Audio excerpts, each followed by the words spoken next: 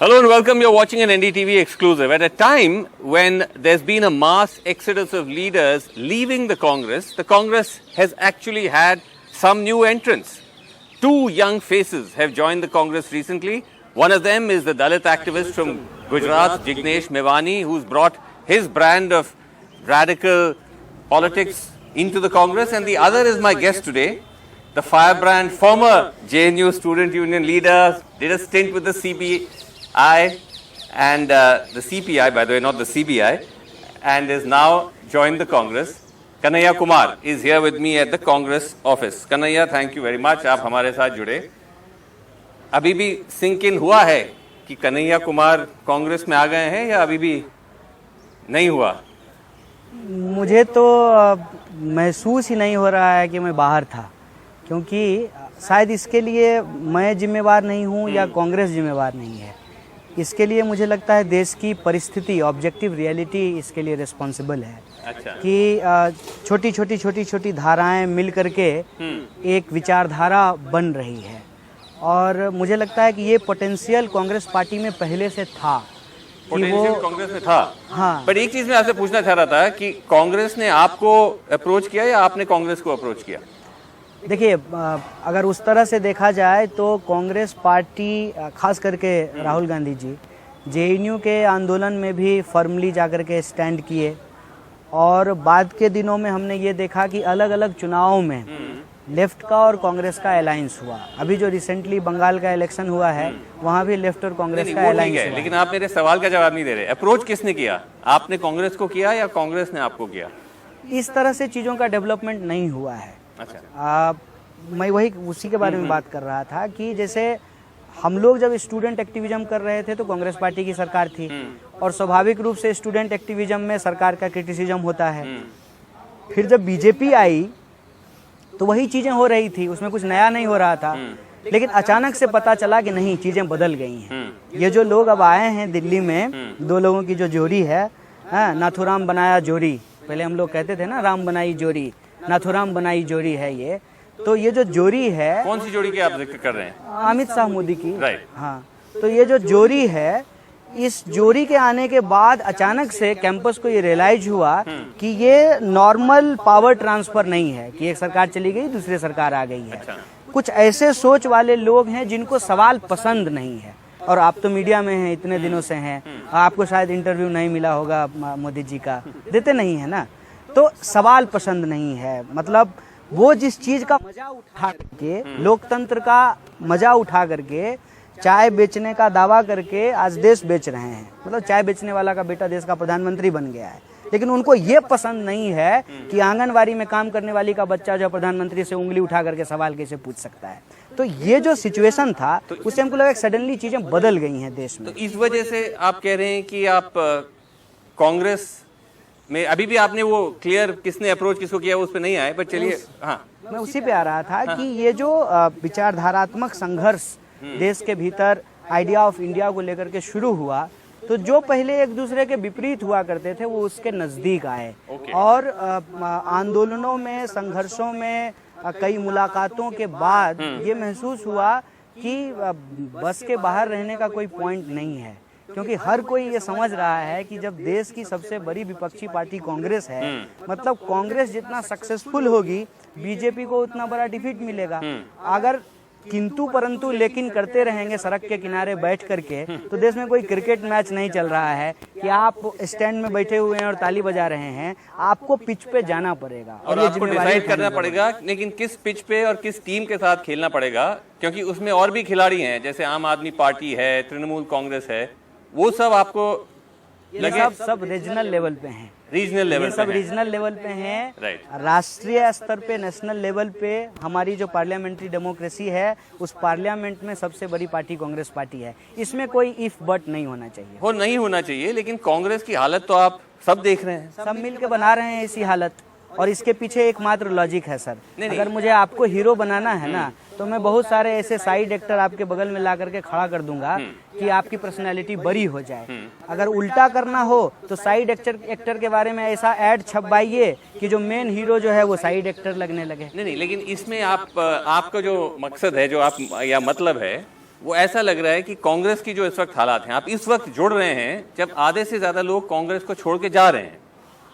मतलब आप सारा जो ब्लेम है वो जो छोड़ के जा रहे हैं उन्हीं को देंगे, या कांग्रेस की जो लीडरशिप है जो इतने सालों महीनों से देखते आ रही है, 2 लोकसभा चुनाव बुरी तरह से हार चुके, स्टेट इलेक्शंस हार रहे हैं, पार्टी की लीडरशिप कहाँ है नजर नहीं आ रही है, पार्टी के लोग ही कह रहे हैं। अच्छा, इस सवाल को मैं थोड़ा पलट दूं। ये नहीं, ये चीजें आप को सही नहीं लगी। नहीं, वही मैं कह रहा हूँ, इस सवाल को मैं थोड़ा पलट देता हूँ।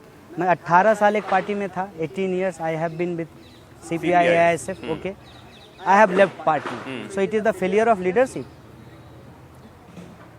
Simple question, is it the failure of leadership? वो अलग है। नहीं, कैसे अलग है? वो असली अलग है। एक ही व्यक्ति से जो है एक ही पॉलिटिकल सिचुएशन में 2 अलग अलग सवाल कैसे पूछे जाएंगे? सो it is the failure of मैं लीडरशिप? एक्सप्लेन कर सकता हूँ वो अलग क्यों है, क्योंकि जो अगर CPI को देखा जाए, CPI का हमेशा एक प्रेजेंस पॉलिटिक्स में इतना ज्यादा नहीं रहा है, उनका एक अलग फुटप्रिंट रहा है। ठीक है, कांग्रेस का बहुत बड़ा फुटप्रिंट होता था, नेशनल पार्टी थे। इसी में जवाब है। नहीं, मैं कह रहा हूँ कि मैं यही आपसे पूछ रहा हूँ कि जिस हालत पे कांग्रेस आ चुकी है उससे आपको कोई डाउट या आशंका नहीं लगती कि भाई मैं ऐसे पार्टी में अपना वो जोड़ रहा हूँ, ऐसे टीम में मैं खिलाड़ी बनने आ रहा हूँ जहाँ कोई ना लीडरशिप साफ नजर आ रही है, न कोई दिशा विजन, कुछ नहीं। बिल्कुल मुझे कोई डाउट नहीं है, बल्कि मुझे ये लगता है, और सिर्फ मुझे नहीं लगता, मेरे जैसे बहुत सारे नौजवानों को ये लग रहा है कि देर हो रही है। जिस पार्टी के पास इस देश में फ्रीडम दिलाने की लेगेसी है ना, फ्रीडम को बचाने के लिए उस पार्टी का सबसे मजबूत होना ज़रूरी है। लीडरशिप पे ये क्वेश्चन पोज करके एक्चुअली लोग बीजेपी का काम आसान कर रहे हैं। अगर आपने टीम और कैप्टन की बात की है, हालांकि मैं पॉलिटिक्स का कंपैरिजन उससे नहीं करता हूँ, मान लीजिए आपके ही एग्जाम्पल को ले लें तो कैप्टन बहुत अच्छा है लेकिन उसके पास बॉलर नहीं है, तो कैसे विकेट मिलेगी? बॉलर है अच्छा लेकिन अच्छा फील्डर नहीं है तो कैसे विकेट मिलेगी? फिर बैटिंग करने के लिए जाए तो बैट्समैन परफॉर्म नहीं करे तो कैसे जो है उसका, और अगर कैप्टन ही परफॉर्म नहीं करे, फिर नहीं, कैप्टन परफॉर्म नहीं करे ये कैसे कह रहे हैं? इसका क्या आधार है? वही मैं पूछ रहा हूं। पार्टी की खुद की आप हालत देख लीजिए। मतलब एक पार्टी जो एक वक्त देश को रूल करती थी, वो 40 MPs तक आ चुकी है। ये तो बिल्कुल साइंटिफिक और सीधा है तो कि बीजेपी ने परफॉर्म किया, कांग्रेस हारी, ठीक है, आप बीजेपी को हराना चाहते हैं तो कांग्रेस को जिताना पड़ेगा। फिर ये हैं वो हैं ऐसा है, ये क्यों है? ये इसलिए ताकि इस लड़ाई को कमजोर किया जा सके। नहीं, आप कह रहे हैं कि कांग्रेस को क्रिटिसाइज करना एक तरह से बीजेपी को एडवांटेज देना, तो कांग्रेस की जो इस वक्त, I believe in criticism, okay, but why do you think, फिर आपकी क्या एनालिसिस है कि कांग्रेस की जो हालत हो चुकी है, देखिए उसमें किसको आप किसी को तो रिस्पॉन्सिबल मानेंगे? मेरी एनालिसिस ये है कि देश का जो पॉलिटिकल सिचुएशन है, इस पॉलिटिकल सिचुएशन में आज बीजेपी इस देश की सत्ता पे काबिज है। बीजेपी जैसे बीजेपी एक पार्टी नहीं है, उसके पीछे एक सोच है, हाँ? तो कांग्रेस को भी जो उसका इतिहास है, जो उसकी विरासत है, वो पार्टी नहीं है, वो जो एक सोच है ना, उस सोच को मजबूत करना पड़ेगा। बिल्कुल सीधी सी बात है। वो सोच क्या है? वो गोडसे को लेकर के चलने वाले हैं, इनको गांधी को लेकर के चलने वाले, शक्ति के रूप में अपने आप को और ज्यादा मजबूत करना। बीजेपी भी तो गांधी को लेकर कहती है कि हम गांधी को लेकर चल रहे हैं, तो देख रहे हैं। नहीं, कहाँ लेके चल रहे हैं? शाखा में सुबह सुबह जो है गोडसे जिंदाबाद बोलेंगे और उधर बाइडेन के सामने में जाकर के गांधी जिंदाबाद करेंगे। ये तो भारत में रहने वाले लोगों को पता है कि भाजपा के लोग जो है वो गोडसे को राष्ट्रपिता मानते हैं, वो गांधी को तो राष्ट्रपिता मानते नहीं है। ये बात लोगों तक पहुंचाया जाना जरूरी है। कन्हैया, अगर आप जो कह रहे हैं वो सही है, इसका मतलब कि कोई भी पार्टी फिर बीजेपी को नहीं हरा पाती, लेकिन ऐसा नहीं है। कई पार्टियां बीजेपी को हरा देती हैं, जैसे अभी हमने वेस्ट बंगाल में देखा।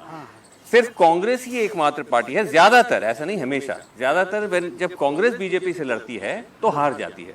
तो इसका मतलब सारा फॉल्ट ये नहीं है कि देश की राजनीति बदल गई है, कुछ तो फॉल्ट जाता है कि कांग्रेस में भी कोई प्रॉब्लम्स हैं।